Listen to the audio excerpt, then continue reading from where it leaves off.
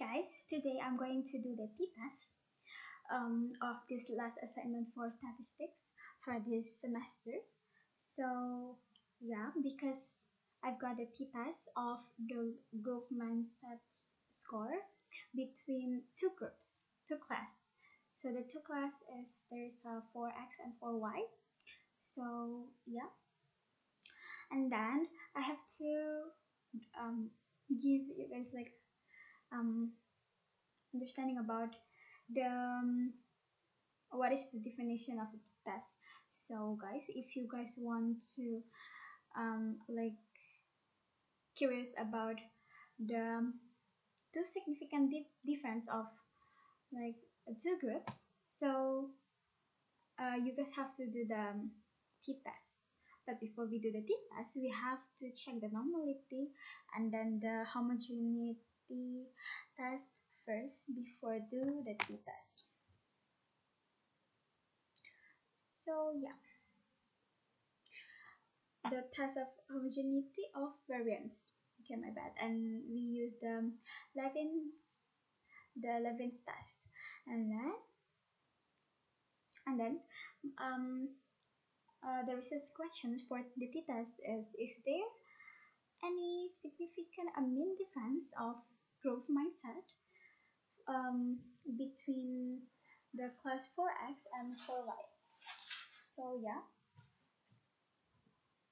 and then the hypothesis of this t-test is if I got the HO, so there is meant that there is no significant mean difference of growth mindset between the two class of 4x and 4y. And then if I got the HA, that is meant that there is a significant mean difference of growth mindset between class 4x and 4y. And then yeah, let's get started. So I already directly copy the data in the Spss. So there is the class and the score. And then by the way, I already changed the name, like the class score, and then yeah, like the class, and then the label is group and groups mindset, and then the measure. In the sections, make sure you guys have to change this section of like in score. We have to change it in scale, not nominal. Okay, guys, make sure it. And then yeah, we choose analyze, and then we choose descriptive statistics, and then we choose explore. So yeah, make sure that in the dependent list, you guys have to put the growth mindset or like the score. And then in the factor list, we have to put the group, class, or sex. And then we click plots, and then you guys make sure that you guys choose the histogram and normality plots with test, and then choose the power estimation, and then we click continue, and then we click OK. Yep, it's waiting in a few seconds. Okay, yeah, so there's this descriptive of my bad. Okay, the data. So yeah, looking at the data summary. So basically the class 4x consists of a 63 student with an average score of 53 point 50, 53.94 and a median of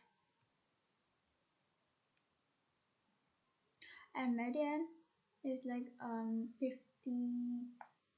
56.00. So their scores range from a minimum of 18 0.00 to a maximum of 78.00. So in meanwhile, the class 4Y includes 61 students with a very similar mean score of 53.66 and a median of 44.00, with score ranging between 28.00 and 83.00. Descriptively, both classes show almost identical, like a growth mindset level, with a minimal difference of just 0.28 in their mean scores. So yeah, and then we check the normality. Yeah, it is a normality.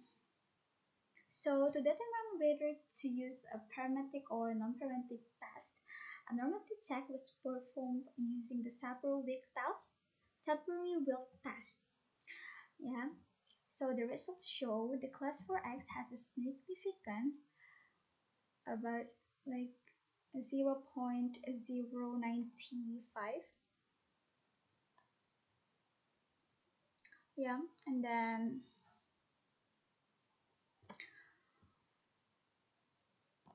has a significant, and then meaning it's the I think I got it wrong about a reading score. The Sapir-Whorf section. So that is of the significance of Sapir-Whorf is 0.0.042. So yeah, since this is below 0.05, the data for class 4x is not normally distributed. And on the other hand, class 4y, the significance is 0.630. So meaning its data is normally distributed. So because its data, meaning its data is normally distributed, because the normality assumption is valid for class 4x, we cannot proceed with a standard independent sample t-test. So and must use the non-parametric manually you test instead. So yeah, and then we check the test of homogeneity of variance that is used Levin statistics. So yeah, so Levin stats was used to check if the spread of score is equal between both groups based on the mean. And then the Levin statistics is 0.925 with a significant value of 0.338 and says 0.338 is higher than 0.05. It confirms that the variance between class 4x and class 4y are homogeneous. And the other metrics based on the median and treatment mean also show value well above 0.05, supporting that the data meets the homogeneity requirement histogram. So yeah, that is the histogram for class 4x. So yeah, the histogram illustrate this distribution visually. The chart for class 4x appear somehow uneven and slightly skewed, and then which align with the failed normality test. In contrast, the chart of 4x, the chart for class 4y displays a more symmetric and then a bell-shaped curve confirm that it's confirming it's a normal distribution pattern. So yeah, because of the normality of test is not normal, we have to do the non-parametric test or MAD-MINI-U test instead. So we choose analyze, and we choose non-parametric test, then we choose legacy dialogues, and then we choose two independent samples. Okay, because of the growth mindset, our score is already on the list of test variable sections. And then honestly, I have no idea like what happened. Um, and then there is just like a two um because because there is just a one like score like a section, and then we have to do this. I have an idea. So we go back to the variable view, and then we choose transform.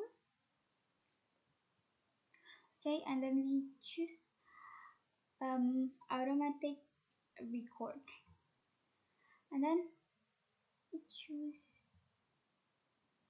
class or group, and then the new name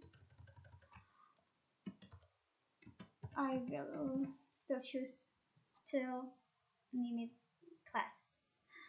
So add the name. Okay, add the name class, and then we choose OK, and then this group in a grouping variable, and then we define into the two groups 1 and 2, and then we continue, and then make sure that you guys choose the man with the U, and then we click OK. So this is the result of our man with me test. So yeah, because the data violate the normality assumption, the hypothesis testing was carried out using the Man-Whitney U test as a non-parametric alternative. So the ranking summary shows that class 4X has a mean rank of 64.0. So while class 4Y is 60.84. Yeah, while class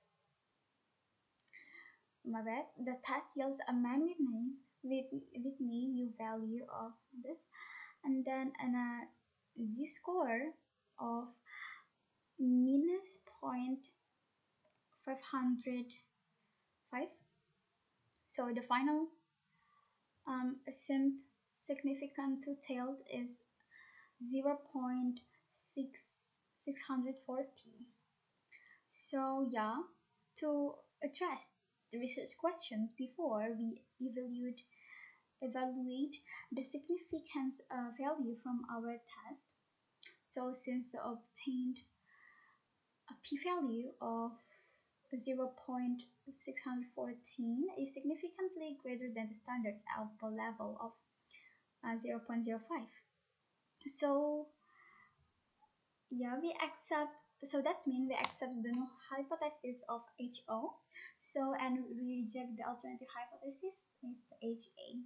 And then the final conclusion of the t-test that I'm doing today is there is no significant mean difference of growth mindset between class 4X and 4Y. So yeah, the student in both classes demonstrate equivalent levels of growth mindset. So yeah, there's the conclusions of these t-tests.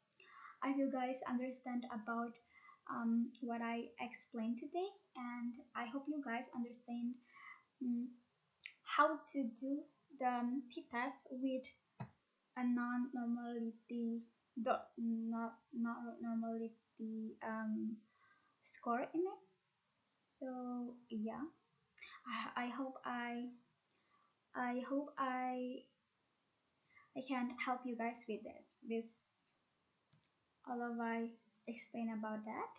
And then yeah, I hope that's all from my videos. I hope you guys enjoy my videos. And yeah, have a nice day.